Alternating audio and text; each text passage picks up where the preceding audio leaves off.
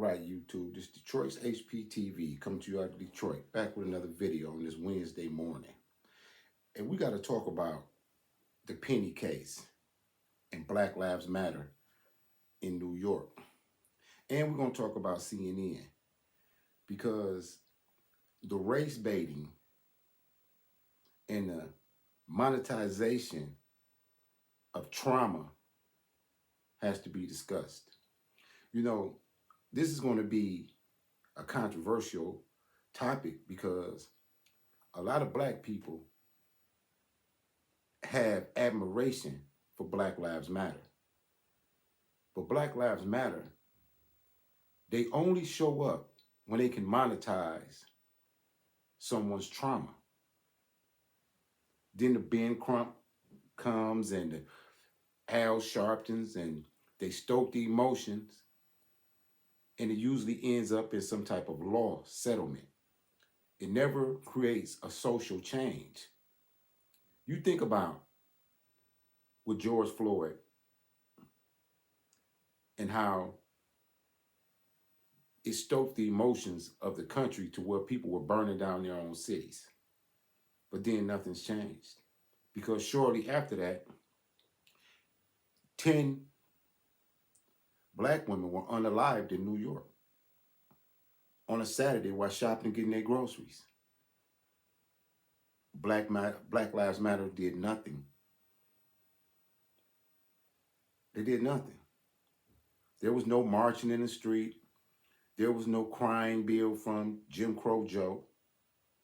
But yet, 10 Black women were unalived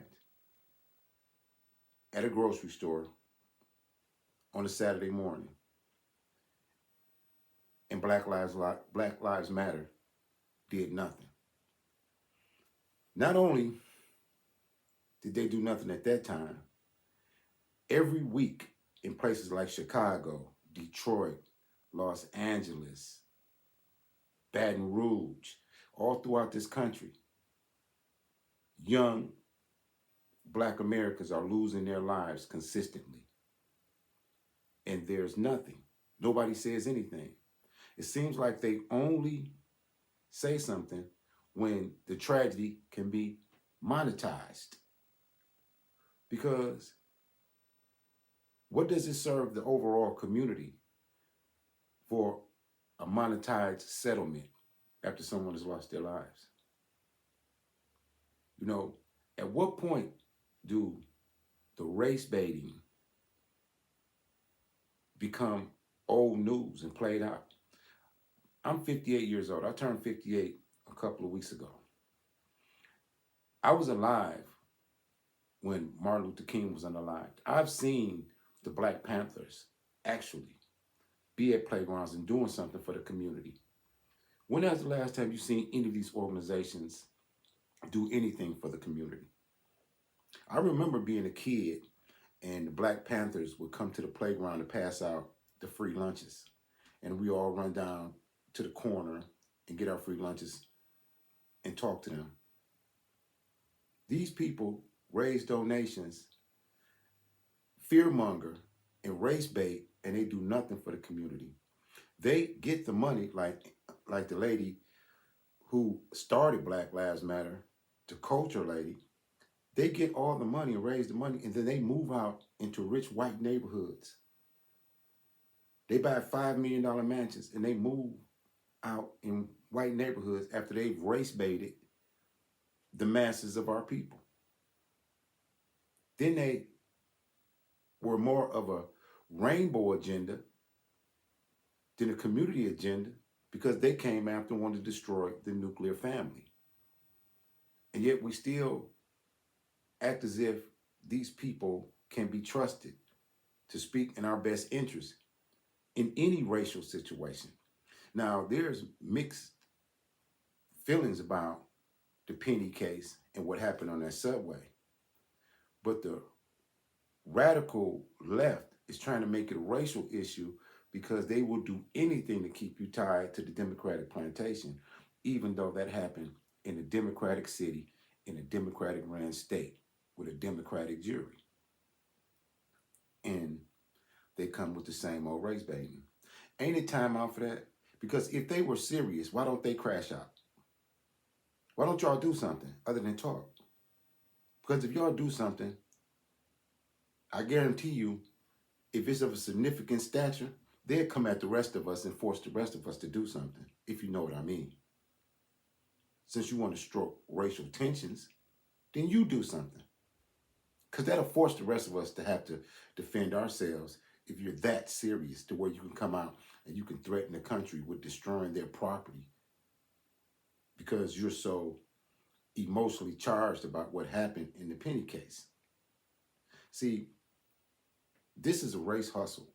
And this is why people like Al Sharpton, Roland Martin, and these people, they will come and they want you to get emotional. But then they won't leave America and they won't fight. So what? So they're just going to talk? I'm quite sure they all have passports. But they just want to make you emotional. They want to keep you feeling oppressed. They want you to run in the Victim Olympics while they collect donations, while they make money, while they race bait, while they confuse the issues and agendas.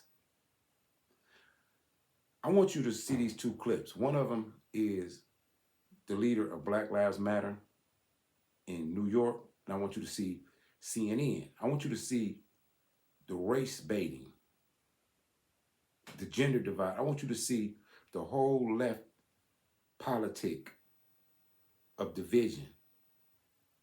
Because the closer we get to January, the more they're going to race bait, the more they're going to fearmonger, the more they're going to go out kicking and screaming because they didn't get their agenda. They didn't get their way. And you know what they wanted? You know they wanted, like I always tell you, late-term termination of pregnancy, gender reassignment for children and prisoners, tampons in the boys' bathroom, open borders, and identity politics. This is what they wanted. They wanted prayer out the schools.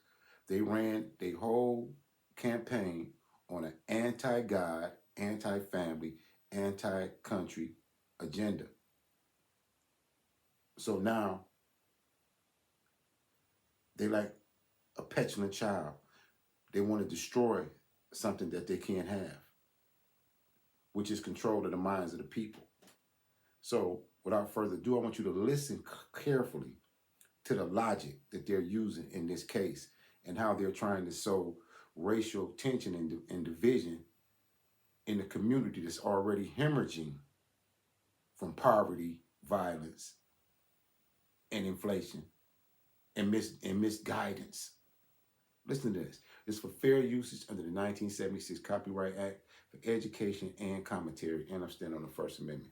Listen to these people. Do you not blame Jordan Neely at all? I mean, for what he did, he deserves no blame from your perspective, right? Did you hear the witness testimony? I'm asking you a question. Cherry picking the ones. I'm asking you a question. Do you blame Jordan Neely at all for his conduct?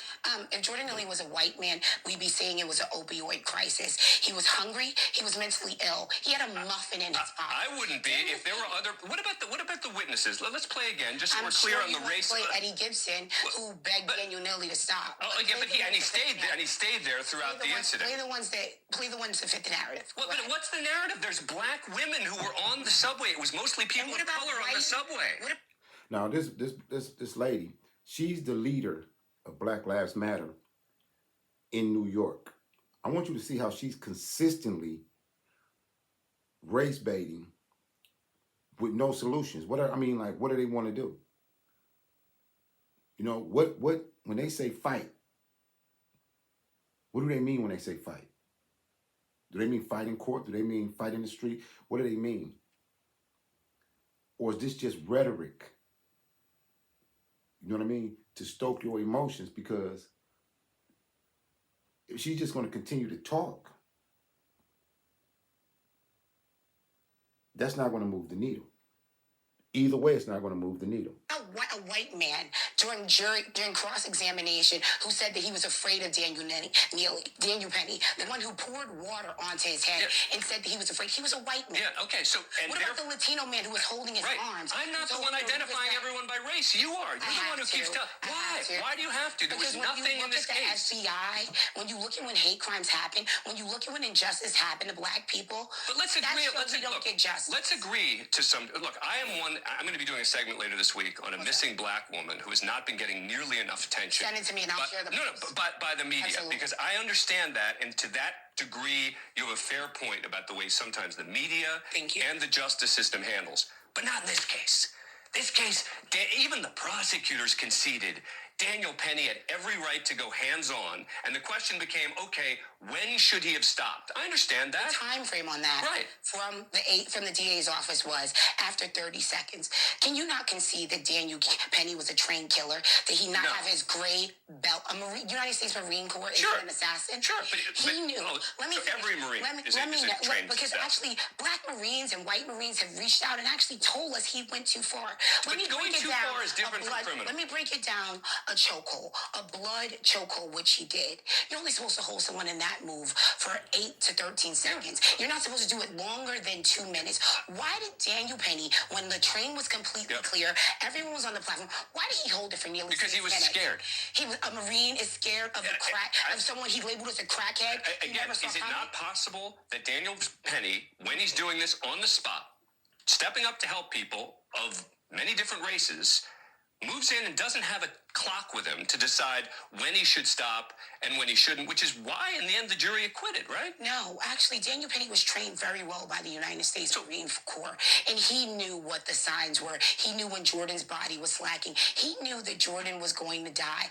Why didn't you show his face, Dan? You're a good man. Of when he laughed and when the first response, I'm critical of the police. We know this, right? NYPD tried to save his life while they were doing chest compressions. Daniel Penny laughed and said chest compression. A good person, a hero. One last thing. Why did he never ask about the well-being in that police department about Jordan Neely? So you're asking, a hero. You're asking a lot of questions that are sort of rhetorical questions, right? But the ultimate question is, why did the jury acquit? Is it because they're racist? America is inherently biased. So the jury is racist. Have you seen? I'm asking you a question. No, don't change the subject. Is it because the jury is racist? Yes. Okay. The jurors. Even the black person on the jury. Would you like to hear something from me? I believe that even black people can be anti-black. People are predeceived to see black people as a threat and as a victim because people call. I mean, this lady's using circular reasoning. However you feel about Daniel Penny and the guy Jordan, can you see the politicalization of the situation and the monetization that Black Lives Matter is willing to go to? It's just like how I said in the video when I showed you how Al Sharpton would go to people and stoke racism and then come right back and extort the people and say they didn't have a race problem. You know what I mean? So at what point do we realize that, okay, you say that the guy Jordan was mentally ill. In a global society, a person who's racist is mentally ill or ignorant at least. You can't be a racist to that degree and not have a mental problem in a global society. Think about it. So you're talking about two sick people, if you're being honest. Because at what level do you understand that if you think that you're better than somebody just based on the color of your skin, that shows a mental deficit? It's a mental deficit. You know, a lot of things that we have in the society that are mental illness are becoming mainstream and normalized, if you know what I mean. Think about when they say gender dysphoria. You're a little kid that think you another gender. They call it gender dysphoria, but they want to make it mainstream. You're a white supremacist. You think because of your color, you're better than everybody else in the world. That's another mental defect. Let's call these things what they are. Then you heard the voice recordings when they called 911. Jordan Neely was in a chokehold for over 4 minutes, turning purple, which black people do in fact do that, and people still saw him as a harm. Even as when his body went limp, he was still viewed as a criminal. So I'm sorry if I'm going to defend the needy, if I'm going to defend the poor. Why does no one talk about when Jordan Neely came on asking for water and being thirsty? Why does no one talk about? Right there, I would ask her, what do she do for the needy? Where's her shelters? Where's the place where she distributes food? What does she actually do for the needy? When I'm gonna ask any community out there, when the last time you seen Black Lives Matter, the NAACP, or any of these organizations out here doing anything in the community for the masses of people? I'll wait. They're talking because that's not what happened right here. What happened right here, the reason he was held was not because he was asking for water. It's because he was scaring the heck out of everyone on the subway, which apparently he's done before.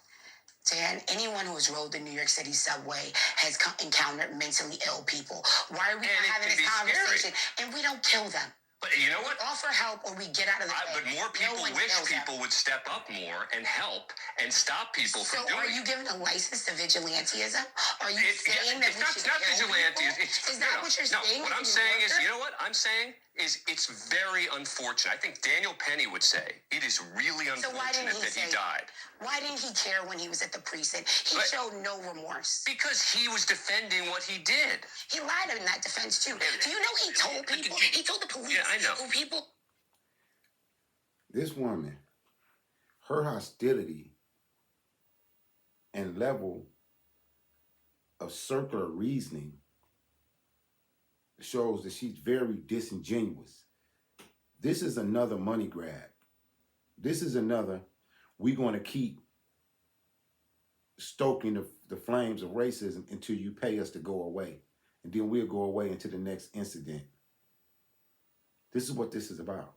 All you got to do is think about every time one of these tragedies happen and the usual suspects, Ben Crump, Al Sharpton, they come, they get money, they settle out of court, and then they disappear.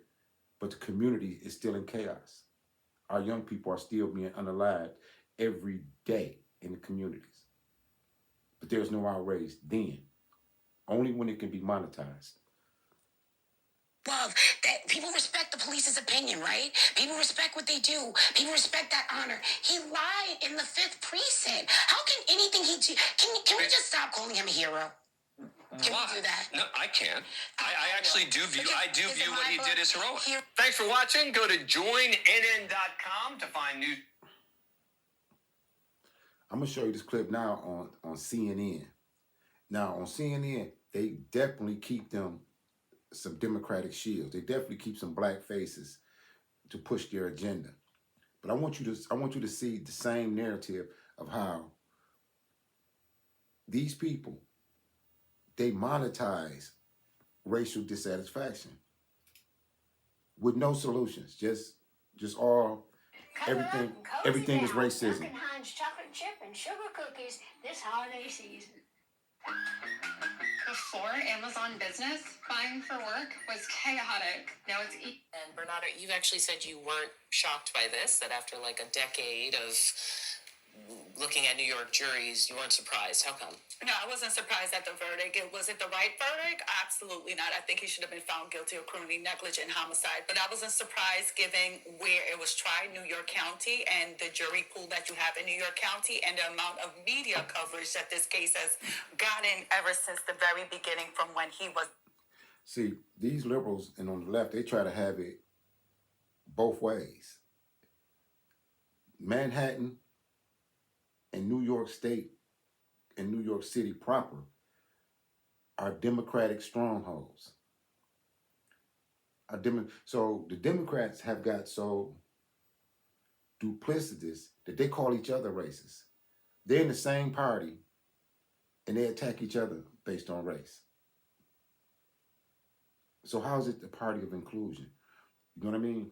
It's whatever drives the media, whatever brings in the money, that's what they do. Because if I'm not mistaken, isn't Bragg the DA in New York, in Manhattan? Arrested. arrested. And let's not forget that law enforcement originally let him loose. However, I will say, I think the biggest mistake that was made was when the prosecutor dismissed the manslaughter in the second degree charge on Friday. I think that left a negative taint on the case for those jurors. So whoever was standing And for context for people, the jury said it was essentially kind of deadlocked. They were struggling, and they ended up dropping one of the charges. I assume in the hopes that they might find for the lesser charge. Yeah, so what I think is the prosecutor hedged all her bets that the issue was with the elements of the crime, and that's why she was fine and comfortable with saying, well, I'll dismiss the manslaughter in the second degree, and I'll just let you decide as to the criminally negligent homicide. But for those jurors that were probably steadfast on that this man is guilty on manslaughter in the second degree, now they're left with egg on their face when they're looking at the other jurors. And Why couldn't they have just said he's guilty of that? Okay, you're saying he's not guilty of man two. Well, then I feel if I felt he was guilty of manslaughter in the second degree, then I definitely feel he's guilty of the lesser included charge of criminally negligent homicide. But in fact, that's not what happened. They got rid of the top count. The jury focused on justification, self-defense. The last question they asked substantively on Friday was, we need the definition of what is a reasonable person, because that's what you need to use for self-defense. Well, they came back not guilty. If they were focused on justification, why were they deadlocked on Friday then? Because if it's justification is not an issue, then it's not guilty across the board. So there's no deadlock. So Before we move on, I want to mention something that you mentioned from the closing arguments. One of the questions that the attorney raised, which is, I think it was, would you rather ride the subway which was completely with improper. Daniel Penny It was or improper. Jordan Not for a defense attorney, it's not improper. For a prosecutor, it's improper. Not for a defense attorney. You're allowed to get away with a lot of stuff as a defense attorney because you're up against it. The prosecutor can't say that. A defense attorney can definitely say I that. don't believe that I'm sitting between two lawyers and neither of you have defined criminal negligence. Carelessness. Because criminal It's negligence carelessness. It's carelessness. It's carelessness. It's Right. going beyond what a reasonable person would do. And the jury Is it found reasonable? it was reasonable. No, excuse me. I didn't ride all 2 hours up here for you to yell over me.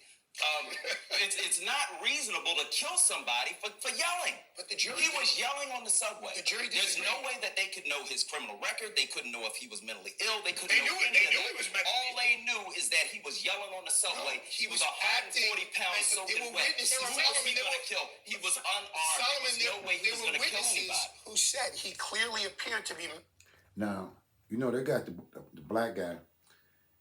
You know, they always got to have one of them. He said, you know, the guy was yelling on the subway, but he was yelling, I'm finna unalive you. I'm finna unalive people. You know what I mean? He's yelling that he's finna take somebody out. That hits different, don't it? Somebody is walking up and down the aisle yelling, I'm finna take somebody's life, and I don't care whether or not I go to jail or not. I mean, that type of yelling kind of hits different or resonates different on your psyche. No matter which way you feel on this case, you got to look at the players and what's their agenda, because all this is agenda motivated. Listen to them. Mentally ill. That's what the jurors heard. They heard the witnesses on the But subway. it doesn't give you a free pass to kill because you see someone that's Okay, hold mentally on. This ill. side of the right. table, I want to bring in the politics of this, because when I hear lawmakers hailing Penny as a hero, as a good Samaritan, really being promoted, can you help me understand the thinking? We started at the top of the show talking about the killer of the United Healthcare CEO being hailed in similar terms. Yeah, let me just help you understand. If you're on the American left tonight, here's my chart. The good guys today, Daniel Penny. The bad guys, Luigi Mangione. It seems to me, How do you? Everybody on what's the the left- chart for victims? I'm just telling you what I see out in the world. I know. I What just want see you to out in finish world the today, chart. What The victim, which what's my victim is chart? good You and make which your own victim is chart. bad. What I'm telling you is That's not on the second page? People on the left. People on the left Scott, can't seem to tell the I'm difference not between actually the good guys asking and you the about bad people guys. on the left. I'm Okay. asking you It's whether you crazy. consider We- this person. We had people praising I want to Luigi know and whether attacking you Penny. think One that, is good, as one is not. Congressman Crane does, that Daniel Penny should get the Congressional Gold Medal to recognize his heroism. I'm not asking you about anyone. I think he ought to get medal. I think they ought to build a statue to this guy in New York City. I think that race, I think that, and I'm going to say it. I'm going to say the dreaded R word. Race plays a role in this, right? And so we see Does it. it? Yes, absolutely, because statistics say that. Wasn't there a similar case in New York City? The same Statistics time say this one was going on? that when people kill people who are white, they tend to get harsher sentences, especially if they're people of color. What about the Jordan That, Williams case? that is What what about the Jordan happens in Williams our case? criminal justice system. First of all, No, I'm not going to stop because race I didn't absolutely ask you to plays a stop. role in I this. said, Some what of the about the witness- Jordan Williams case here in New York? Same situation.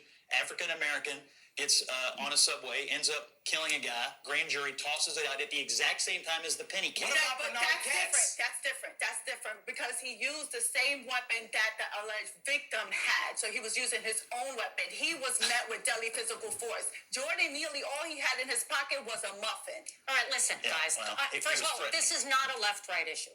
I'm on the left, and I actually think this was the right decision. Because the reason I think this is the right decision is because that's what the jury decided. And juries tend to get this stuff right. And that's what we have to believe in. There were multiple witnesses that were people of color. There were multiple people on the jury that were people of More color. people on the jury. I think it's There was not one black really person okay on the to jury. call this a race issue. One of the guys who helped hold him down was a black man.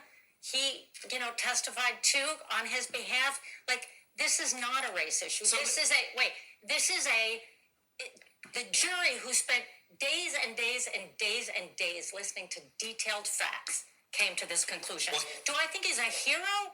No. Do I think he was a good Samaritan trying to protect people? Yeah. But there's a difference. Well, because somebody here's a died, fact, and that though. really is awful. And Here's I'm a not fact. saying that it's okay that And somebody Daniel died. Penny agrees with I'm you. just saying. But Daniel that Penny I don't agrees think with Daniel you Penny- that somebody dies. It's First of awful. all, he was still alive when the paramedics got So- there. so there were and they two ended voices- up delaying there were two voices on their the video. attention to him because they were afraid he might be dangerous to them or have disease. I wanna All right, this is you important. There were one- two hold on voices. one One of them second. says you I don't wanna- have to catch a murder charge, though, man. Right? He didn't stop choking him at this point. So, he knew that there was a risk that this man was going to die, and it's a shame that a bystander had to tell him that, and he did not stop at that point. Because then, nobody came to help him. then- they were just talking at him. then- no one was As soon as the helping. police came, he let go. As soon as he saw soon as law somebody- enforcement, He was already- he let go. he's already about to die. He was he was still kicking. He had him still the alive. evidence was he was A still kicking. 140-pound man. The on the jury ground. decided Who was he gonna was kill? still alive. Well, the jury Do you also believe decided that Donald Trump was guilty of 34 felonies. He's about to be president. Okay, before we veer So- off, disagree with- I want to wait, show. do you No, disagree with before that? before we go there, I want to show I you don't guys agree that where juries We're are in always right. both cases. Juries Do you aren't think always that the right. jury was wrong in the Donald Juries Trump aren't verdict? always right. Thank you.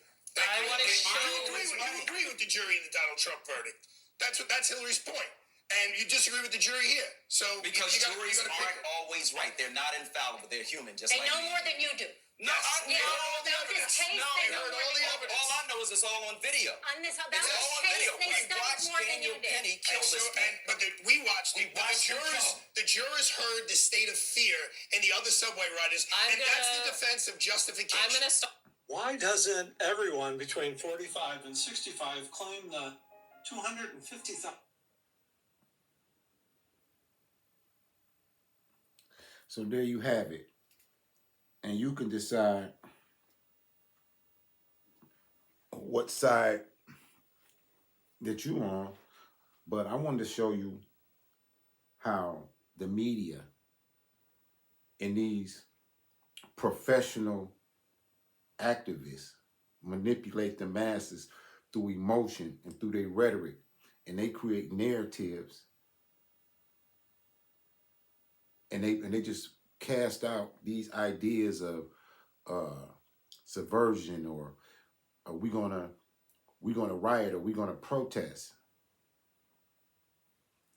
But in the end, they're just really monetizing people's trauma. It's the monetization of these things that's problematic. Well, it's Wednesday morning, Sam. You out of Detroit. This is Detroit's HPTV. Coming to you out of Detroit. Like, share, and subscribe. As always, salute to all patriots. Keep your head on the swivel. Peace.